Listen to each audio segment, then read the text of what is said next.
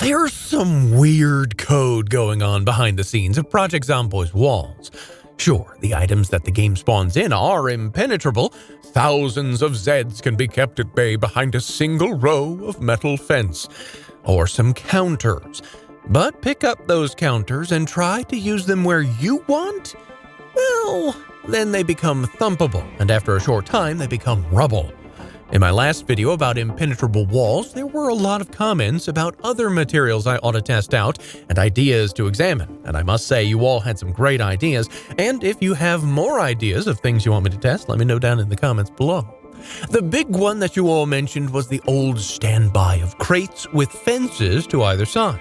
And yeah, this used to be a great method that would even let you use them as highways to get through hordes, but now they do still work, yet sometimes the Zeds find a way to break through, and then they come pouring in. As a side note, the waiting chairs that I suggested in the last video are almost perfect, but for some reason, crawling Zeds can thump and break through.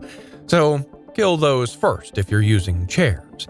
Next, someone suggested that composters had been able to be impenetrable walls in the past, and yes, I can confirm composters do still work as perfect walls against walkers, sprinters, and crawlers. Unless you pick up and then place one back down. For some reason, that adds the thumpable setting, and they come pouring right on through. So if you get the urge to redecorate and reposition, just don't. Or rather, make new ones instead of moving the old ones around. And then you'll have time and safety for all of your reading and watching my fine selection of chill playthroughs.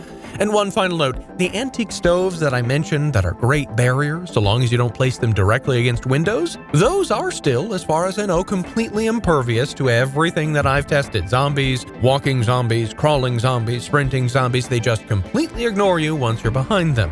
And one final note, spawning in 100 crawlers is just the creepiest thing I've done in a long time. Just the writhing mass of human flesh is almost as scary as the thought of you not being subscribed to the backlog. I'm sure I'll be back with more weird info on walls and barricades and many other odd interactions here in Project Zomboid, so I'll see you again next time.